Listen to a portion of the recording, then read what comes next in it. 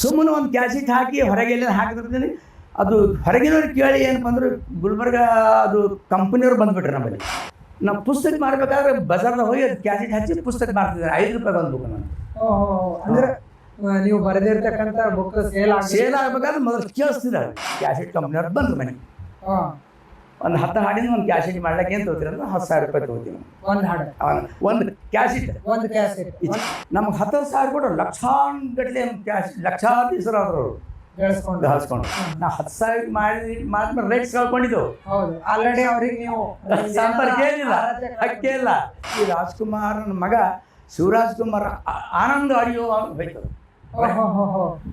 Reeling technique ಹೋಯ್ತು. Reeling technique ಹೋದ್ಮೇಲೆ ಏನಪ್ಪ ಅಂದ್ರೆ ಅದು ಮೆಮೊರಿ ಟೆಕ್ನಿಕ್ ಬಂತು. ಮೆಮೊರಿ ಚಿಪ್ ಅದು ಟೆಕ್ನಿಕ್ ಹೋಯ್ತು. ಇಲ್ಲ ಸಿಗಲ್ಲ. ಈಗೇನಪ್ಪ ಅಂದ್ರೆ ಯೂಟ್ಯೂಬ್ ಬಂತು. ನೀವು ಫಸ್ಟ್ ಪರಿಚಯ ಇರಲಿಲ್ಲ ಊರಾಗ. ಈಗ ಅಲ್ಲಿಂದ ಅವ್ರು ನಮ್ಮ ಕಾರ್ಯಕ್ರಮ ಕೊಡ್ತೀರ ಒಂದು ರಾತ್ರಿ ಹಾಕ್ಬಿಡ್ತೇವೆ. ನೋಡಿ ತಿಳಿ ಮಾಡಿ ಕಲಿ ಹಂಗೆ ಬಂದೇವು ನಾವು.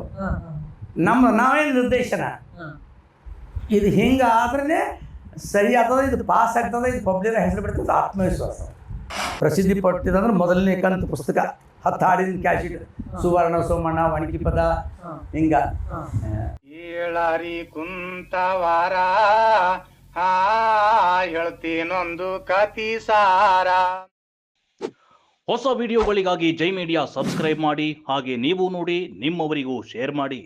ಅವರು ಸುಮ್ಮನೆ ಒಂದು ಕ್ಯಾಸೆಟ್ ಹಾಕಿ ಹೊರಗೆಲ್ಲ ಹಾಕಿದ್ರೆ ಅದು ಹೊರಗಿನವ್ರು ಕೇಳಿ ಏನಪ್ಪ ಅಂದ್ರೆ ಗುಲ್ಬರ್ಗ ಅದು ಕಂಪ್ನಿಯವ್ರು ಬಂದುಬಿಟ್ರು ನಮ್ಮಲ್ಲಿ. ಫಸ್ಟ್ ಟೈಮ್ ಅದ ಹಂಗೆ ನೀವು ಕ್ಯಾಸೆಟ್ ಅಂದ್ರೆ ಇಲ್ಲಿ ಮನೆಗೆ ಹಾಕಿ ಒಂದು ಟೇಪ್ ಇರ್ತೀವಲ್ಲ, ನಾವು ಪುಸ್ತಕ ಮಾರ್ಬೇಕಾದ್ರೆ ಬಜಾರ್ದಾಗ ಹೋಗಿ ಅದು ಕ್ಯಾಸೆಟ್ ಹಚ್ಚಿ ಪುಸ್ತಕ ಮಾರ್ತಿದ್ದಾರೆ. 5 ರೂಪಾಯಿ ಒಂದು ಬುಕ್ ನಂದು. ಅಂದ್ರೆ ನೀವು ಬರೆದಿರ್ತಕ್ಕಂಥ ಬುಕ್ ಸೇಲ್ ಆಗ್ಬೇಕಾದ್ರೆ ಮೊದಲು ಕೇಳಿಸ್ತಿದ್ದಾವೆ. ಅಲ್ಲಿ ಕೇಳಿಸ್ ಅವ್ರಿಗೆ ಎಫೆಕ್ಟ್ ಅಂದ್ರೆ ನಂಗೆ ಒಂದು ಬುಕ್ ಕೊಟ್ರೆ ಅಂತೀರ. ಹೆಂಗಂದ್ರೆ ಈಗ ಸ್ವೀಟ್ ಅಂಗಡಿಗೆ ಸ್ಯಾಂಪಲ್ ಕೊಡ್ತಾರೆ. ಹಂಗೆ ಕೇಳಿದ್ರೆ ನನಗೆ ಎಫೆಕ್ಟ್ ಆಗ್ತದೆ. ನಂಗೆ ಬುಕ್ ಈ ಹಾರಾದ್ರೂ ಬುಕ್ ಇಲ್ಲ ಯಾವ ಅಂತ ಹೇಳಿ ಅದ್ರಾಗೆ ತುಂಬೋದು. ನನಗೊಂದು ಬುಕ್ ಕೊಟ್ರೆ 5 ರೂಪಾಯಿ. ಹಿಂಗೆ ಹಳ್ಳಿ ತಿರುಗಿ ಮಾರಿದೆ.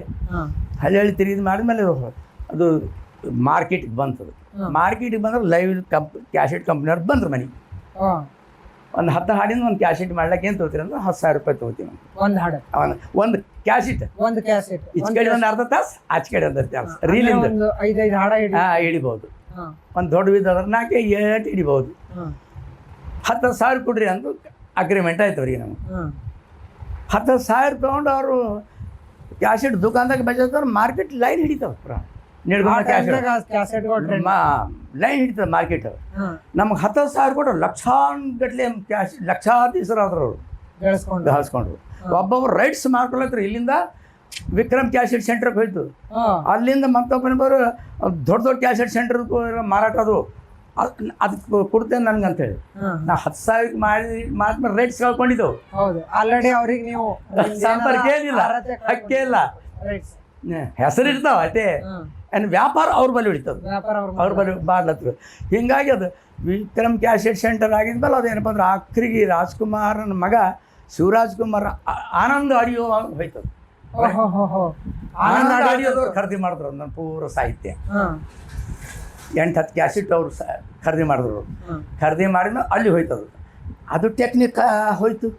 ರೀಲಿಂಗ್ ಟೆಕ್ನಿಕ್ ಹೋಯ್ತು. ರೀಲಿಂಗ್ ಟೆಕ್ನಿಕ್ ಹೋದ್ಮೇಲೆ ಏನಪ್ಪ ಅಂದ್ರೆ ಅದು ಮೆಮೊರಿ ಟೆಕ್ನಿಕ್ ಬಂತು. ಮೆಮೊರಿ ಚಿಪ್ ಅದು ಟೆಕ್ನಿಕ್ ಹೋಯ್ತು. ಅದು ಹೋಗಿದ ಮೇಲೆ ಅವ್ರ ದುಕಾನ್ಗಳು ಬಂದದು, ಕ್ಯಾಸೆಟ್ ದುಕಾನ್ಗಳು ಬಂದದು, ಎಲ್ಲ ಬಂದದು. ಇಲ್ಲ ಸಿಗಲ್ಲ.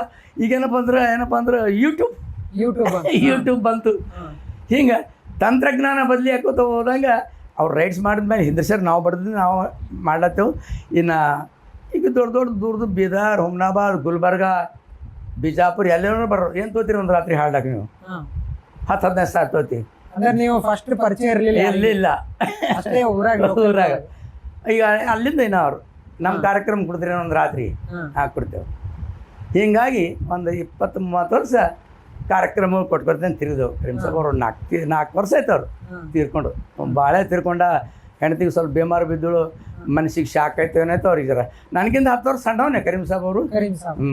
ಆದರೂ ಅವ್ರಿಗೆ ಮಾನಸಿಕವಾಗಿ ಏನಾಯ್ತು ಅವ್ರು ತೀರ್ಕೊಂಡ್ರು. ಒಬ್ಬ ಉಳಿದ್ಬಿಟ್ಟು ನಿಡಗುದಿ ಶಿಷ್ಯರು ಅಂದರೆ ಸಾವಿರಾರು ಕರ್ನಾಟಕ ತುಂಬ. ಈಗ ನಾವು ನಿಮ್ಮ ಸ್ನೇಹಿತ ಕರೀಂ ಸಾಬ್, ಸೊ ಕರೀಂ ಸಾಬ್ ಬಗ್ಗೆ ನಿಮ್ಮ ಜೊತೆಗೆ ಹೆಂಗೆ ಒಡನಾಟ ಆಯ್ತು ಅವ್ರದ್ದು ನಿಮ್ದು? ಒಡನಾಟ ಅಣ್ಣತಮ್ಮಂದಿರ ಶಿಸ್ತೆ ಒಡನಾಟ, ಹಂಗೇನಿಲ್ಲ. ಒಡನಾಟ ಅಣ್ಣತಮ್ಮಂದಿರ ಶಿಸ್ತೆ. ಅಂದ್ರೆ ಯಾವ ರೀತಿಯಾಗಿ ಕೆಲಸ ಮಾಡ್ತಿದ್ರು ಇಬ್ಬರು ಕಲ್ತೆ ಮಾಡ್ತಿದ್ವಿ ಕೆಲಸ. ಅಂದ್ರ ಈಗ ಒಂದು ಹಾಡು ಬರೀದಿತ್ತು, ಸೊ ಆ ಹಾಡು ಬರಿಬೇಕಾದ್ರೆ ನೀವಿಬ್ರು ಯಾವ ರೀತಿಯಾಗಿ ಕೆಲಸ ಮಾಡ್ತೀವಿ? ಅವ್ರು ಬೇರೆ ಬರೀತಿರು, ನಾನು ಬೇರೆ ಬೇರೆವ. ಅವರು ಅವ್ರು ಹಾಡ್ತಿರು, ನಾನು ಹಾಡ ಹಾಡ್ತಿದ್ದ. ಆದ್ರೆ ಅಷ್ಟೇ ಏನೋ ನಿಂದು ಹಾಡ ಬರ್ಕೊಂಡು ನೀ ಹಾಕೋ ಹೆಸರು, ನಂದು ಹಾಡ ಬರ್ಕೊಂಡು ನಾ ಹಾಕೋದು. ಇಬ್ಬರದ್ದು ಜೋಲಂಶಲಿನ ದರ್ಗಾನೆ. ಅಂದ್ರೆ ಇಬ್ರು ಅಂಕಿತನಾಮ ಒಂದೇ. ಅವ್ರು ಬರ್ದು ಬೇರೆ, ನಾವು ಬರ್ದು ಬೇರೆ. ನಾವು ಪ್ರಿಂಟ್ ಮಾಡ್ಬೇಕಾದ್ರೆ ನಾ ಬರ್ದು ಬುಕ್ಕೆ ನಾ ಪ್ರಿಂಟ್ ಮಾಡ್ತಿದ್ದೆ. ಇದ್ರ ಸೇರಿ ಪ್ರಾಬ್ಲಮ್ ಬರಬಾರ್ದು ಸುಳ್ಳು. ನೀ ಬರ್ದು ಬೇಕಾದ್ ಮಾಡ್ಕೊಪ್ಪ, ಗ್ಯಾಸ್ ಶೀಟರ್ ಮಾಡ್ಕೊ, ಏನು ಮಾಡಿ ಅದು ಕೆಲ ಕೈ ಹಾಕ್ಲಿಲ್ಲ ಅವರು. ಆದ್ರೆ ಈಗ ಗುರು ಶಿಷ್ಯರ್ ಇಬ್ರಿಗೆ ನೋಡ್ಬೇಕಾದ್ರೆ ಗುರುವಿನ ಜೊತೆ ಕಲ್ತು ಗುರುವಿನ ಜೊತೆಗೆ ಹೆಸರು ಮಾಡಿದ್ರು ಪ್ರಸಿದ್ಧಿ ಪಡ್ಕೊಂಡ್ರು ಅವ್ರು. ಪ್ರಸಿದ್ಧಿ ಪಡ್ಕೊಂಡು.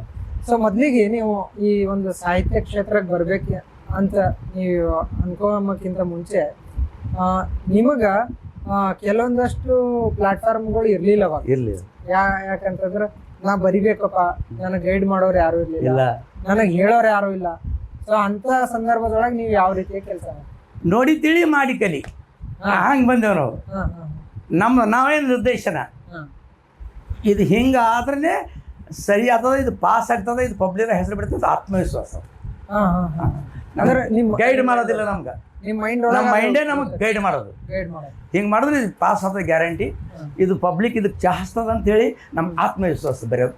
ನಿಮ್ಮ ಆತ್ಮದ ವಿಶ್ವಾಸನೇ ನಮ್ಗೆ ವಿಶ್ವಾಸ. ಉದಾಹರಣೆಗೆ ಹೇಳ್ಬೇಕಂತಂದ್ರೆ ಒಂದು ಯಾವುದೋ ಮೊಹರಂ ಪದ ತಗೊಂಡು ಒಂದು ಅದ್ರ ಬಗ್ಗೆ ಎಕ್ಸ್ಪ್ಲೈನ್ ಮಾಡಿ. ಪ್ರಸಿದ್ಧಿ ಪಟ್ಟಿದಂದ್ರೆ ಮೊದಲನೇ ಕಂತು ಪುಸ್ತಕ, 10 ಹಾಡಿನ ಕ್ಯಾಶಿಟ್, ಸುವರ್ಣ ಸೋಮಣ್ಣ, ವಣಿಕಿ ಪದ, ಹಿಂಗ